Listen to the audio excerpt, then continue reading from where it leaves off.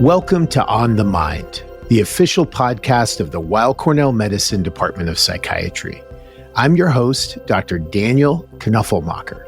In each episode, I speak with experts in various aspects of psychiatry, psychology, research, and other important topics on the mind.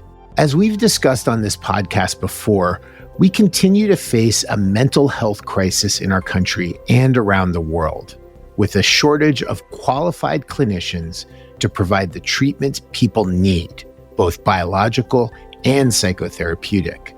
With decades of advancement in neuroscientific research and psychiatry, one fundamental truth has persisted. Psychotherapy remains a fundamental component of effective mental health care across diagnoses and conditions. Alongside biomedical breakthroughs, there's been a rich tradition of research into psychotherapy, establishing the efficacy of different modalities and improving the practice and delivery of meaningful care. Efforts to create precision psychiatry have focused on the goal of matching individuals with the right, personalized treatment early in the course of their illness. This same question extends to psychotherapy. With half of those receiving psychotherapy remaining symptomatic after treatment, how can we do a better job tailoring the right modality for the specific problem affecting a specific individual? And what role might artificial intelligence play in all of this? Today, we will address these questions and many more with our guest, an accomplished psychotherapy researcher, Dr. Nili Solomonov. Dr. Salomanov is an associate professor of psychology in the Weill Cornell Medicine Department of Psychiatry. Nili, thank you so much for joining me today on the podcast. Absolutely. Thanks for having me. It's such an honor to be here. Well, my favorite part of this show typically is this first question, which I ask everybody, and that's about hearing your story. So I'm wondering, what in your life, what choices did you make that led to your path becoming a psychotherapy researcher? Yeah, it's a great question. It's a moment to reflect. I was raised in a multicultural home in a small town of immigrants in Israel, and my father fled as a child with his family from Morocco, and my mother was the daughter of Holocaust survivors in Poland. And so we had quite a multicultural home, and social justice, open-mindedness, humility, those were core aspects in our household. And so my father actually later became one of the first North African immigrants to graduate from an Ivy League school at Columbia in New York City, which is where I was born. So my parents always encouraged this love for science and critical thinking and questioning social norms. So no question was ever off the table. So we've often debate topics at dinner time. And so from an early age, I think I really felt that my voice mattered. And thinking back, I realized that the choice specifically in focusing on late life depression in the last few years is really kind of coming from my relationship with my maternal grandparents. And their home was the center of the family, especially with my grandmother. I had such a close relationship, and she was the first to expose me to psychological theory. And she was a really special person. She was one of the founders of the Adler Institute in Israel and one of the first women to really kind of make some significant breakthroughs in education in that field. And so growing up, I observed them leading a life of graceful aging and deep commitment to their community, and especially to the vulnerable. And I've always appreciated and valued the role that older adults have in their communities. And I think that that has been the driving forces of my passion to focus on mental health and late life. And so this is sort of my personal background, and professionally, I've always been interested in how people change. And my interest in clinical research started in my undergrad. I attended Ben-Gurion University in Israel and worked with Dr. Yoav Bar-Anan, and he was really focused on social cognition. So we learned to develop these elegant experiments to understand fundamental questions about the human mind. And that was a really enriching experience, but I realized that I was really interested in learning how people change over time and what makes us change. And so during that time, I was also volunteering in a community residential facility with youth with chronic mental conditions. And so I was seeing this lack of evidence-based interventions available to those folks who are really kind of deeply lacking access to good mental health care. So I was determined to study psychotherapy research, and I was accepted to work with Dr. Jacques Barber, who still is one of the world-renowned experts in psychotherapy research. And he had just moved to Adelphi University to be the dean. So I had this big dream to move across the ocean. And we did that, me and my husband, with his great support. We moved to New York City. And so we got to New York City and I started my PhD. And the PhD, the doctoral work with Dr. Jacques Barber and others, focused on identifying specific interventions that target mechanisms of action in psychotherapy. A mechanism of action is basically sort of like the secret sauce, what makes psychotherapy work. And I developed this deep fascination with this idea that we can understand what makes psychotherapy work and hence improve it. And I also became fascinated with how computational approaches can help us get there. And so I spent hours and hours learning how to code and how to identify these hidden patterns in psychotherapy process and outcome. And in a series of studies, we developed a short measure to assess the use of psychotherapy interventions. And we also identified what interventions were most beneficial in driving change in psychotherapy. And so I was going through this and really becoming extremely passionate about clinical research and becoming an academic. And during that time, I also was pursuing my clinical training, and I sought out clinical training in community hospitals here in New York City. And I trained in Mount Sinai Beth Israel back then and Jacobi Medical Center. And we worked with deeply underserved communities, both in inpatient and outpatient. And specifically, my training in geriatric inpatient and outpatient units sparked my interest in geriatric psychiatry. With seeing this pervasive social isolation, it's very interesting that New York City is so dense, yet people describe this exceptional sense of isolation despite being surrounded by other people. And so at the same time, I was learning that psychotherapy research really focused mostly on pediatric and youth and adult depression, and very few studies focused on late life depression. So I looked for an opportunity to bridge this gap and bring some of the computational methods that we were developing into geriatrics, and fortunately met Dr. George Alexopoulos, Dr. Faith Gunning, and Dr. Joanne Syrie, and was accepted to the NIH-funded D32 fellowship here at the Geriatric Institute. And that was deeply life-changing. And so I know we'll talk more about the work, but that's sort of how I got here. Well, you were fortunate, but we were fortunate too to have you come here and really take all that generational influence, that interest in the mechanisms and deep experience with the computational approaches and put that all together into the work you've done here. As I alluded to earlier, we are facing a crisis in mental health, and this means that depression, anxiety, and suicide rates have been increasing over the past several years. And these major issues that we're facing in our field, they really dovetail with the focus of your research, including the shortage of clinicians who are trained in evidence-based models of psychotherapy.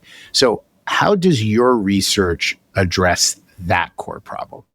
Yeah. So this line of work really started with my work with George Alexopoulos, who is really focused on this exact problem that you're describing, that we have these phenomenal evidence-based models, but they're rarely used in community settings. So I'm very passionate about this work because I know that very few can access these types of gold standard psychotherapies that are delivered in academic centers, such as the one that we're in and many others. And so I really think that we can leverage some of these novel tools, these computational tools, to develop effective and scalable therapies to the patients who need them most. And in context to your question, we know that most of the folks who actually need mental health are treated in these community settings, public insurance-based mental health clinics, community centers, public hospitals. And in the US, these settings typically include very few highly trained PhD level psychologists, and most of the patients are seen by master's level social workers and mental health counselors, which often are absolutely wonderful and phenomenal and have great skills, but they really don't have a lot of access to training in evidence-based psychotherapies, and they don't have the resources. They're seeing a tremendous amount of patients, long wait lists, high caseloads, and they often are just not able to keep up with the science to have these complex therapies like the packages that we know work, interpersonal therapy, cognitive behavioral therapy under their belt. Our work focuses on leveraging computational methods like AI to develop simple therapies that can be delivered in the community by community clinicians and even sometimes non-clinicians to address this public health imperative. And we believe that by identifying what makes psychotherapy work, like what is the mechanisms, what is the secret sauce, right? We can identify the interventions that are driving change in these mechanisms and grab those interventions into simpler therapies that are likely to be delivered successfully with adherence by community therapists. And so everything that we're going to talk about is with great deep respect to the evidence-based psychotherapies and also the understanding that we need models that can be used quickly and effectively by folks who may not have time to learn the richness of the evidence-based models that are out there. So you're really identifying the fundamentals and then building up accessible interventions based on those mechanisms. Absolutely. Yeah, exactly. Right? And we keep mentioning how so few people are getting the gold standard treatments. And I think at least 50% are not receiving the right therapy for what they're seeking therapy for. You've talked about your experience with computational methods. How can AI and machine learning help to tackle these issues? That's such a great question. And I want to take a step back. And before we talk about how to fix our broken therapies, I want to start with the positive that we have such a rich psychotherapy research database at this point of everything that we've learned. And we know that therapy works. You started the podcast with that, and I feel an obligation to say that to our listeners because I work a lot in community spaces and I hear many folks repeating back, this is not going to work. Talk therapy doesn't work for this or wouldn't work for me. And I want to say it works for more than half of the people who get it. And for some treatments, that the rates are even higher. And that's huge. And so we're really thinking about the question of why it works for some people and not others. And so for folks who are, in the 50, 60, sometimes even 70% where psychotherapy is effective, that's wonderful and fantastic. And we're not so worried about those. We're worried about the folks who receive these really great therapies, but are still suffering.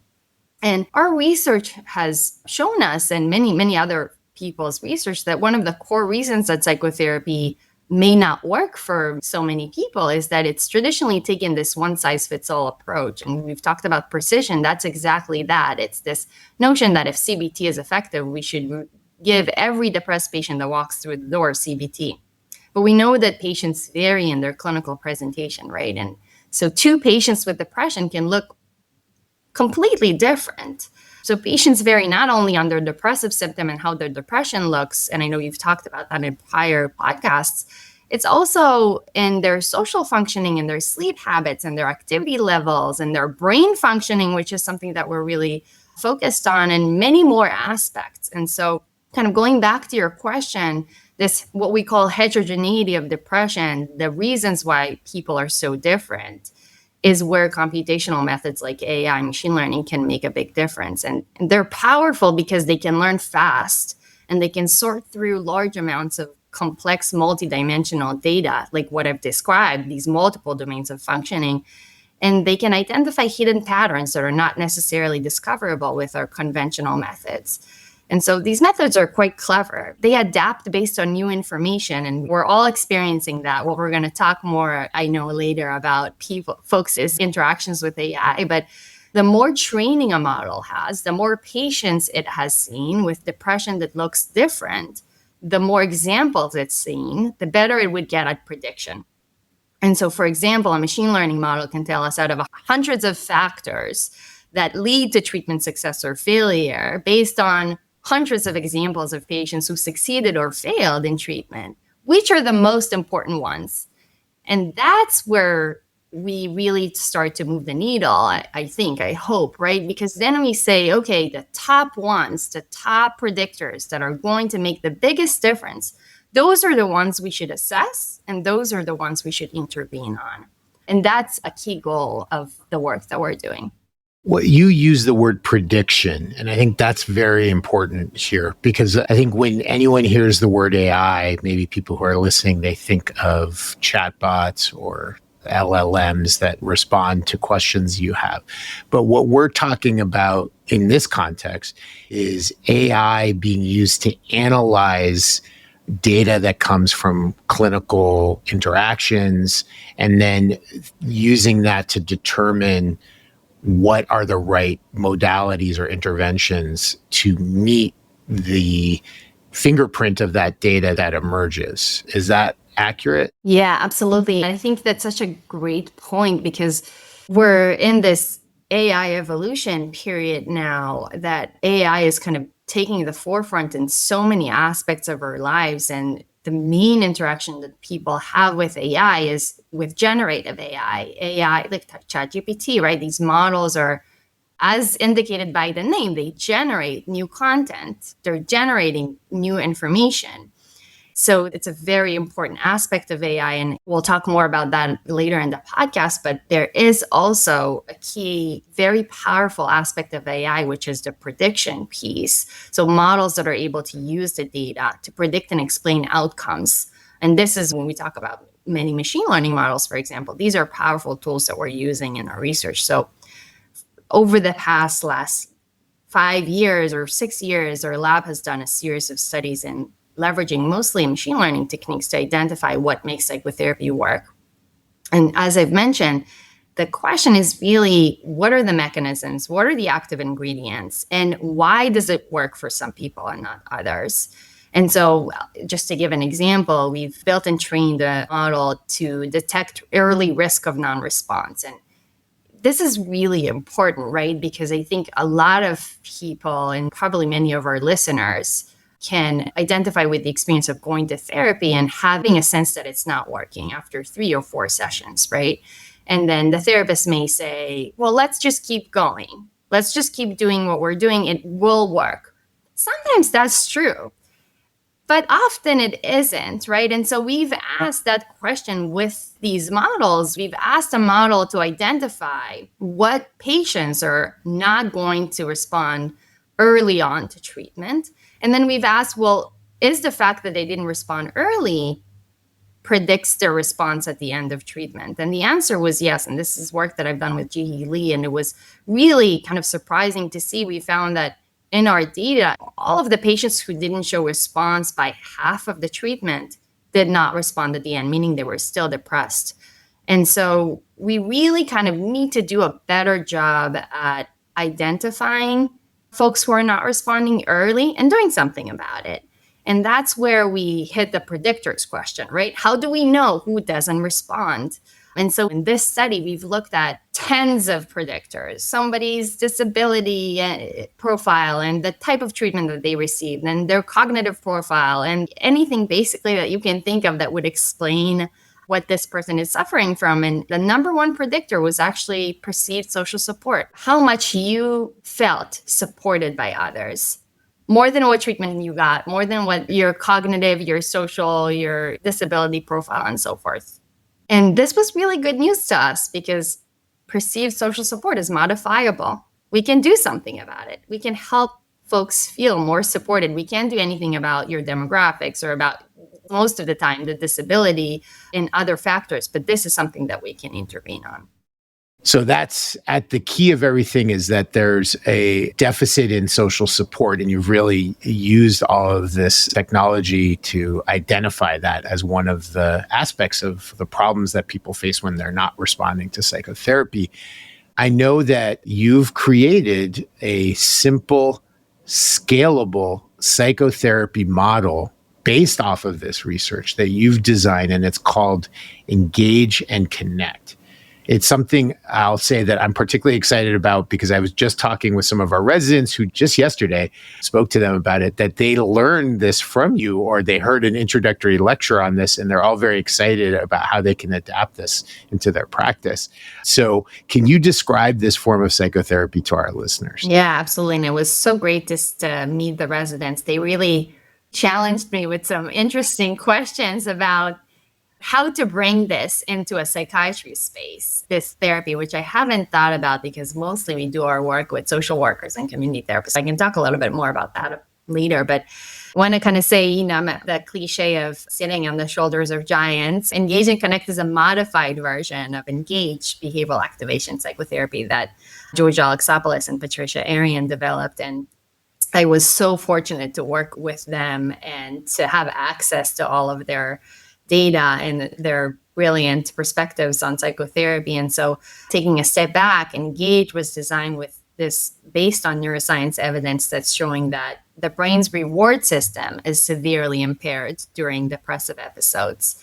And that basically means that our brain is not anticipating rewarding experiences and not enjoying rewarding experiences when they occur, right? So let's say, Daniel, if you and I decided after this podcast to go and grab a cup of coffee, then I would, even though I'm nervous about the podcast and talking about my research, I would say, at least I have the cup of coffee later. We're going to talk about everything. We're going to share our experiences, and it's going to be very rewarding, that experience, right? And then I would really enjoy having that experience, even though we haven't had it yet, right? The anticipation is rewarding in and of itself. And then when we have the cup of coffee, of course, I'm going to enjoy your company and we're going to have fun and I'm going to have joy and pleasure while we're experiencing that. And so what we found in research, and we found this particularly with the Engage samples, but this is based on a very long-standing neuroscience research that's showing that in depression, those two aspects of reward are impaired. So in my example, I would be dreading coffee. I wouldn't be experiencing joy and pleasure, anticipation. And while we're having it, I wouldn't enjoy it either. I would kind of just say, I can't be myself, or I wouldn't say anything, or I would feel very negative, or I would have negative thoughts about you. And so we're really kind of thinking that by increasing exposure to these rewarding experiences, we can rescue the reward system and in turn reduce depression. And so in these studies that I've mentioned earlier, we've also found that engagement and meaningful social experiences with significant others was particularly beneficial. And folks who engaged in more socially rewarding experiences with significant others did better in Engage. And so we've developed Engage and Connect with a sort of a social twist to it. And the idea is that social reward engagement is the key intervention. It's extremely simple. We teach people how to do it within 5 to 7 hours, even if they have minimal or to no clinical experience, and they can do it reliably. And the idea is that through this increased social engagement, we can reactivate the reward system and reduce depression. And so far, we've successfully piloted it in the lab and in RCT space. And we also have an implementation study where we're looking at how this works in the community. And I think what's most important and encouraging to us is that we're seeing that what is really driving change in the mechanism for us is the reward system of the brain that we're trying to activate seems to be the socially rewarding experiences. It's so important at the basis for geriatric depression. And I think in general, you mentioned in New York City, a crowded city, but across the country, and if not the world, there's a lot of talk about increasing disconnection in the social realm. And so this is especially impressive as something that is addressing that individually in therapy. But if it was scaled out, then on a more wide basis. I'm curious, though, about the challenges that come when you're translating a psychotherapy designed in this more ideal research setting and then taking that and putting it into practice in the messiness of the real world. What data do you have about the application of Engage and Connect in real world practice settings? Yeah, I think you're raising a really important point here, that one of the main gaps of psychotherapy research is that often the greatest innovations, the things that are most exciting to us as researchers, don't actually reach the real world, especially underserved communities that don't have access to medical centers. And so we've seen this explosive progress with AI and treatment innovations in psychotherapy research, but very few of these advancements are actually used by community therapists. And this is certainly something that we think about a lot. And so specifically with Engage and Connect, about 5 years ago, together with Joanne Syrie, who's a close collaborator and a mentor, we launched a project that's supported by New York City Department for the Aging, and we implemented Engage and Connect in the community across 20 senior centers. And I have to say, this was a especially humbling experience for me as a researcher, because I've learned that there are so many blind spots that I have when I'm testing a therapy in the lab. And actually, our wonderful community therapists or patients or community partners, directors of senior centers, supportive staff, those were the folks who sometimes had the best insights on how to improve treatment. I'm saying that also because I think one of the key missions of my work has been bridging those gaps, not just in research, but also in thinking, in conceptualizing. And so in the community, we see folks with housing, food insecurity, complex clinical presentations that are not necessarily simply first episode of depression, high rates of trauma and crime, and bringing Engage and Connect that was designed originally for depression and suicidality was really a big part of it was simplicity of this model. And so our work with computational approaches early on helped us hone in on what are the interventions that we can actually bring out. And I can talk for hours about how we've changed things and how we've adapted them to these settings. But we are still actively in senior centers. If folks who are listening are attending senior centers, you will see our social workers and community therapists doing a phenomenal job. And we're really, really interested in this collaboration continuing long term. Well, that's for those who have the community therapists and have access to them, which fortunately is many people, but there are many people who can't access any therapist. Is there a way in which this treatment would be able to reach them? Yeah, that's a great question, Daniel. I think one that keeps myself and many clinicians and researchers up at night, especially building a career as a psychotherapy researcher and focusing really specifically on therapist-delivered interventions. There was a point where I was really seeing that even with the best, simple, and the simplest psychotherapies, we really can't reach everyone. And I think digital apps and hybrid interventions are really promising here. And I can say specifically for Engage and Connect, in a collaboration with Dr. Samprit Banerjee, we've designed an app that delivers this therapy with a simple guided platform. And again, going back to the mechanisms question, that's where we pulled from our knowledge and from our data about what interventions were most effective in targeting the mechanism and bringing those to a digital app. And what's unique about this specific app that we're very much in progress is that it leverages some of the prior machine learning studies that we've done to predict early risk and offer personalized interventions. And we're also developing in parallel computational models using methods that we've discussed earlier to hopefully match patients with the right treatment, to hopefully be able to early on, right at the gate, at the assessment stage, assign patients to a digital intervention or to a self-guided hybrid intervention versus the full 9 yards of the therapist delivered intervention. I think this approach can be really transformative because it can increase access to more patients and also reduce burden of therapists. Well, you've been doing a lot of your work, and where you started was in the older adult population. Can you say a little bit about this application to other populations? Absolutely. That's a great point. Actually, about 3 years ago, I was approached by Benda and Megan Reading from Public Health, and they were designing this risk assessment algorithm to identify which women are going to experience postpartum depression.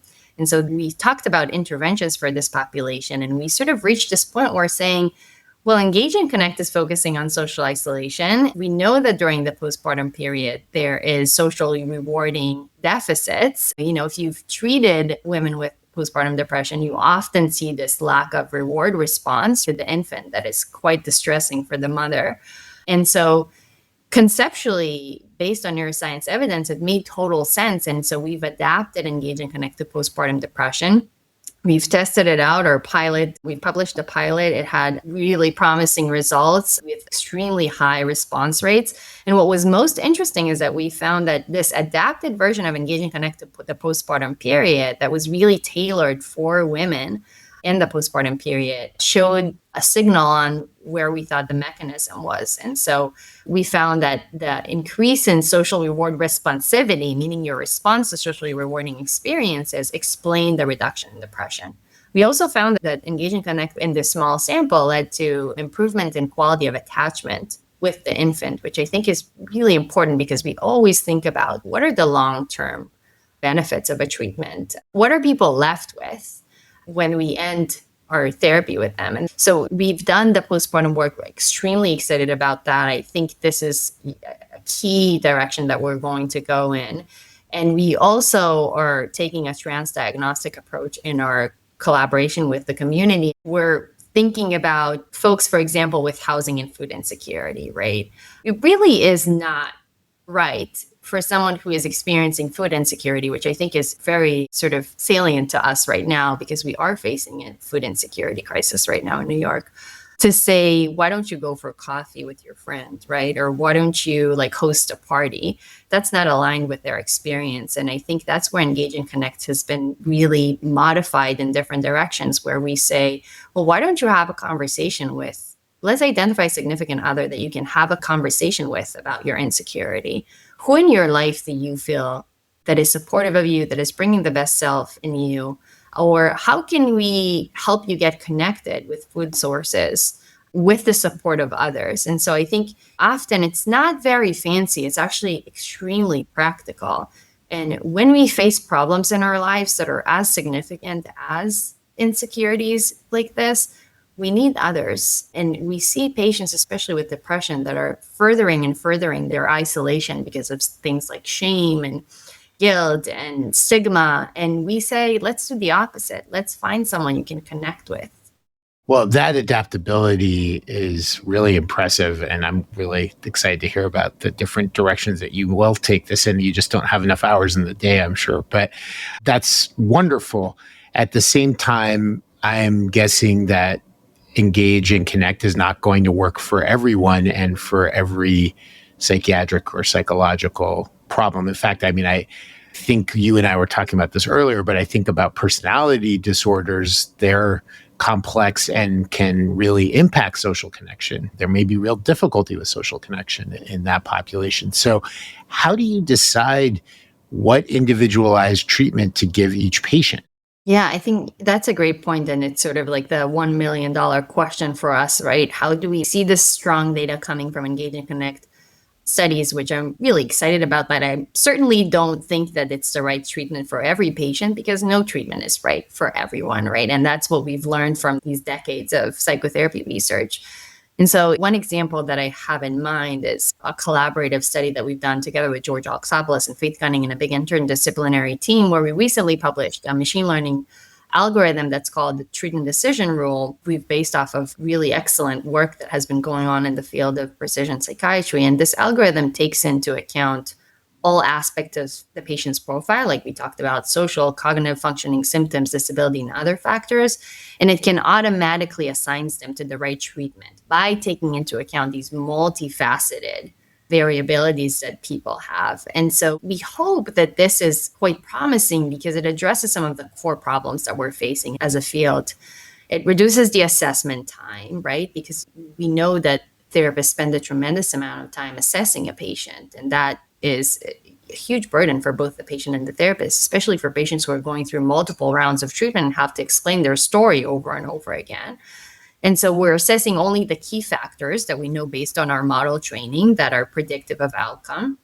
We assign patients automatically, and that means that we give every patient a fair opportunity to receive the best treatment.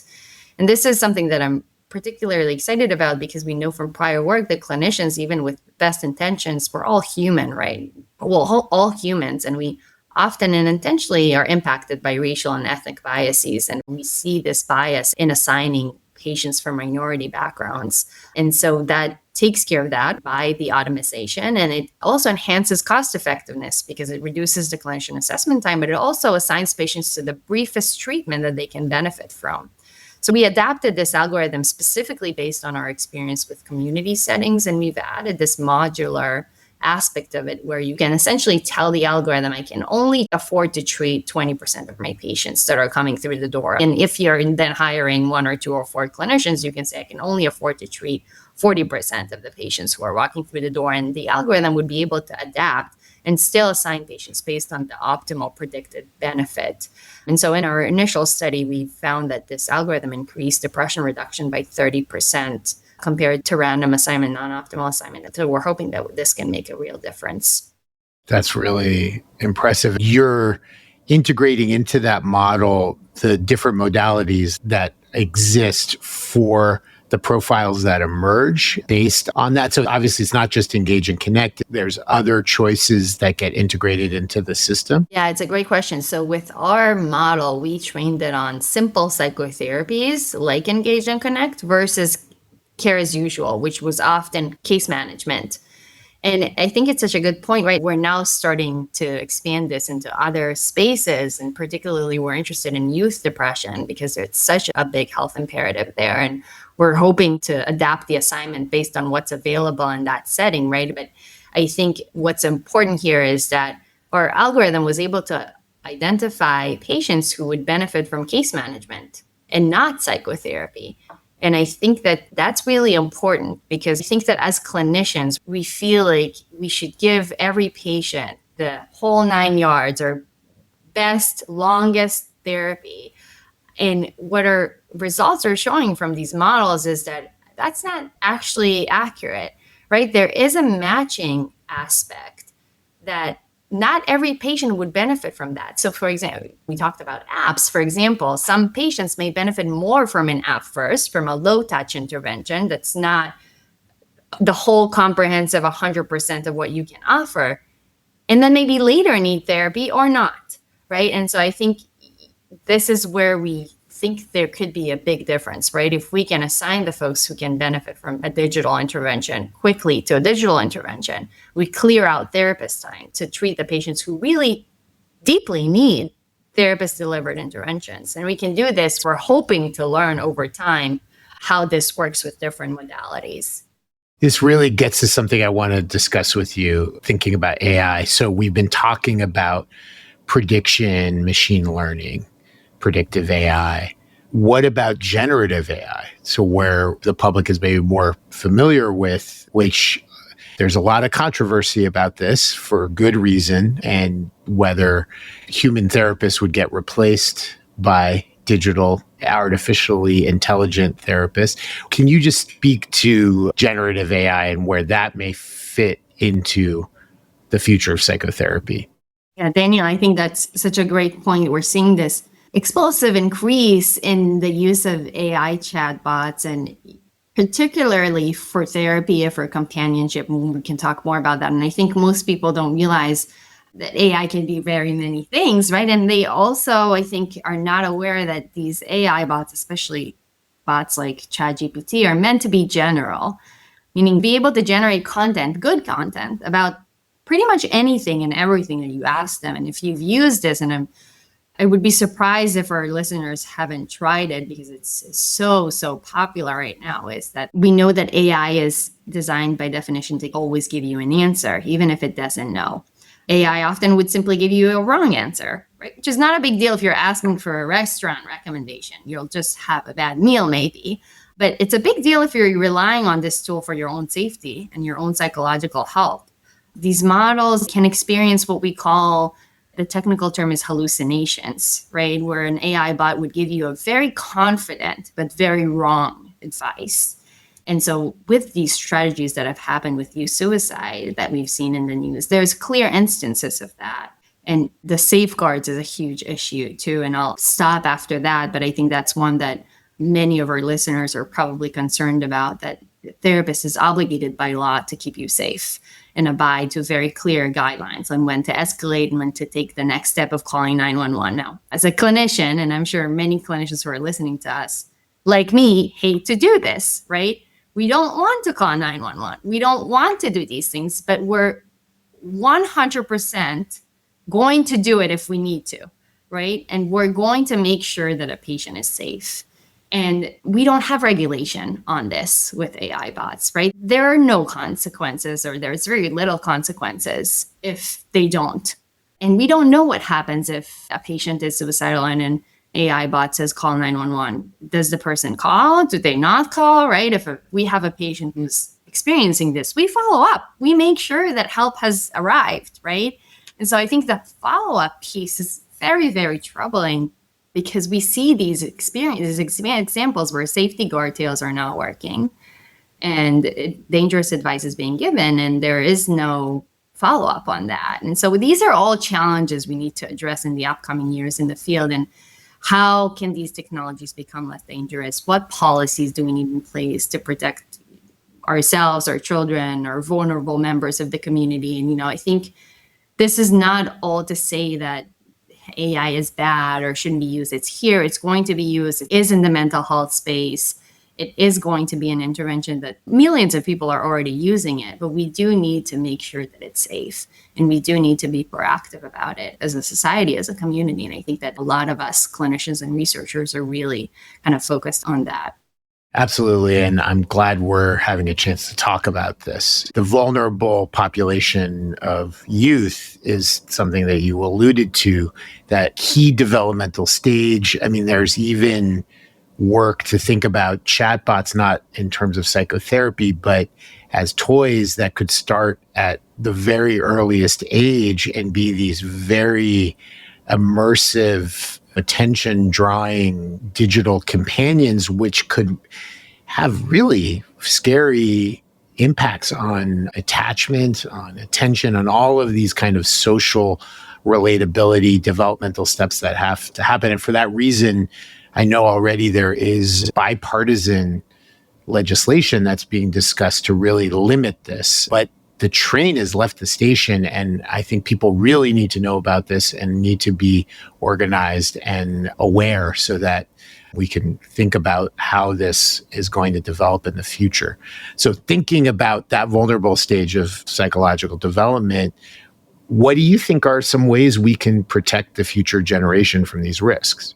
Yeah, those are such great points. And not even just as a clinician and as a researcher, but also as a parent, I think about these things a lot, right? And I think the short answer is that we need better education for our communities. And there's a psychological issue, right? Because people are becoming so accustomed to going to AI for information. They're asking AI for information about AI, right? And so I think that we need clear regulations. We need better education. There are sources that are unbiased and science-based. You and I were corresponding about the latest American Psychological Association report on artificial intelligence and machine learning in mental health. And I really think that every parent, every person should read that. It's really well done. And we need government. We need government together with scientific and clinical communities to step up and set policies and guidelines around AI, and we need ways to validate who's using AI.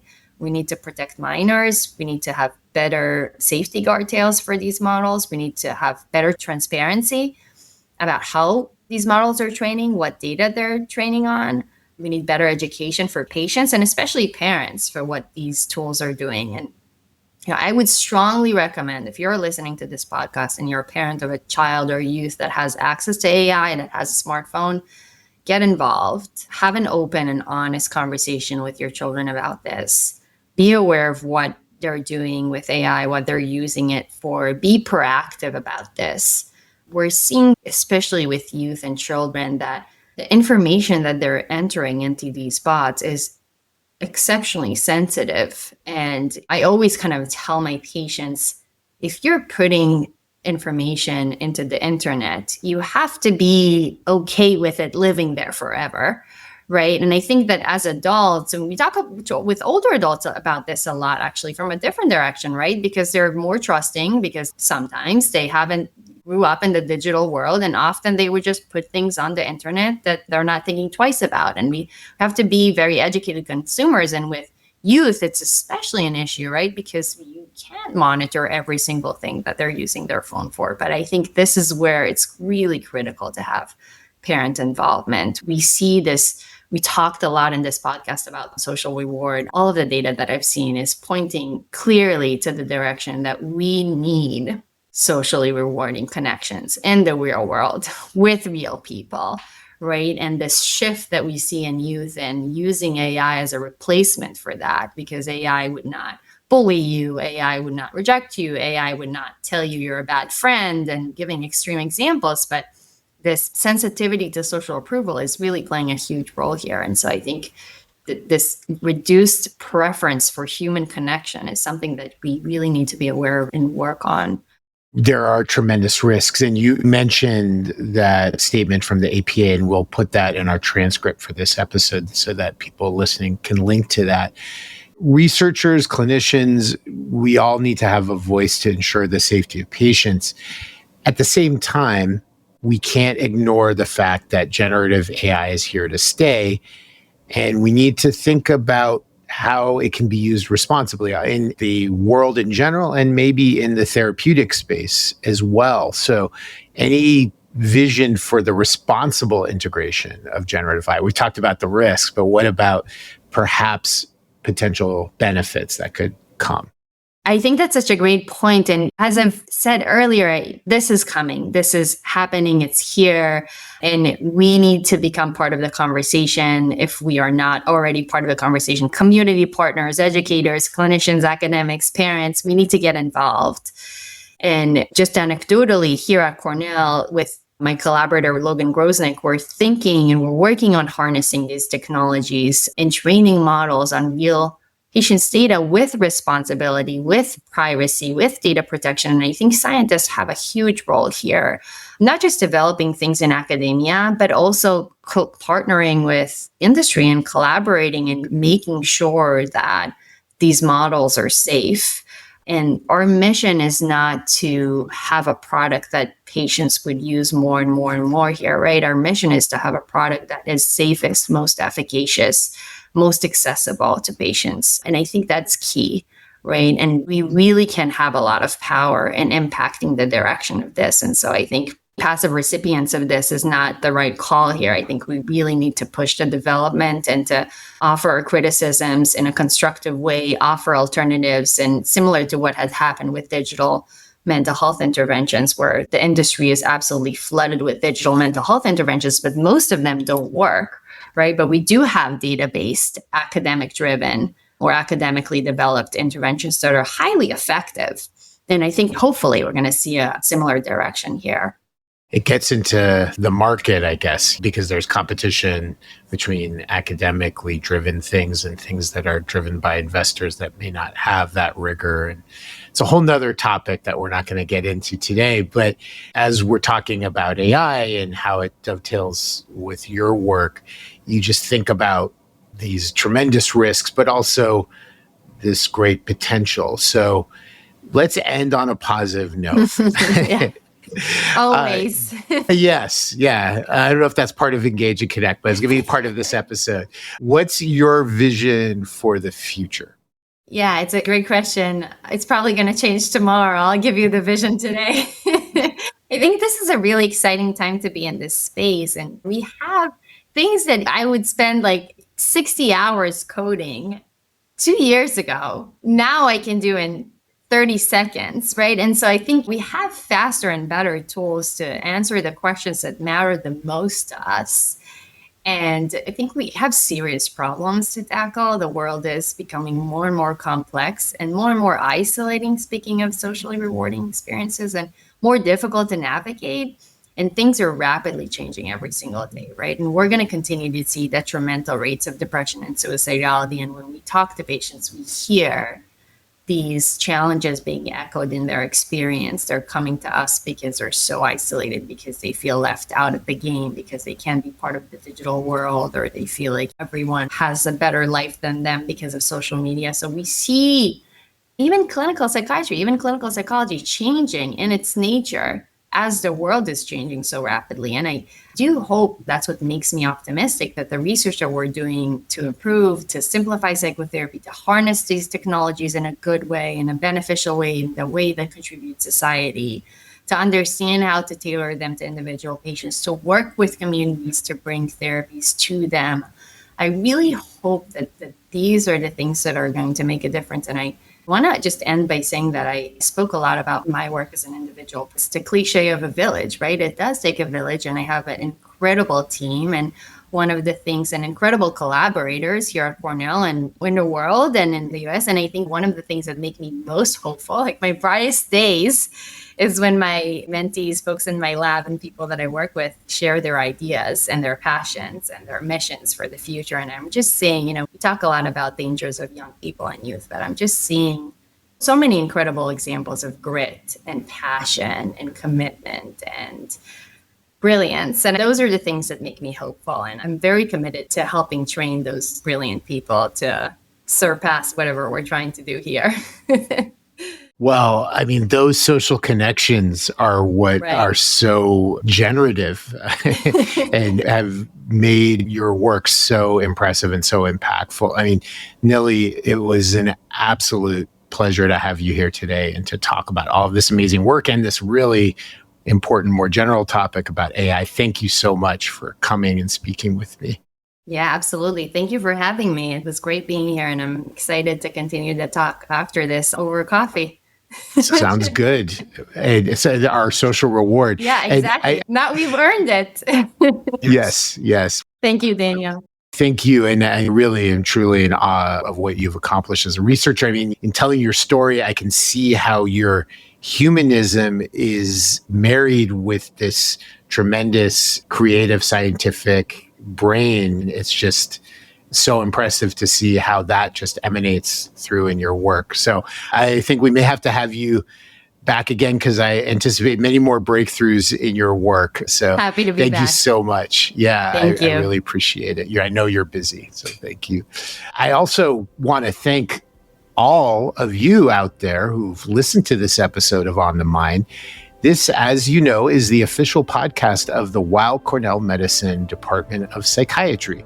Our podcast is available on all major audio streaming platforms. Now, that includes things like Spotify, Apple Podcasts, YouTube, you name it, it's out there.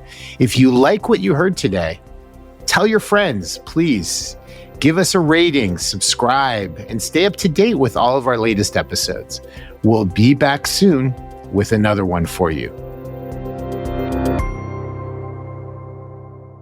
Back to Health is your source for the latest in health, wellness, and medical care for the whole family. Our team of world-renowned physicians at Weill Cornell Medicine are having in-depth conversations covering trending health topics, wellness tips, and medical breakthroughs. With the spotlight on our collaborative approach to patient care, the series will present cutting-edge treatments, innovative therapies, as well as real-life stories that will answer common questions for both patients and their caregivers. Subscribe wherever you listen to podcasts.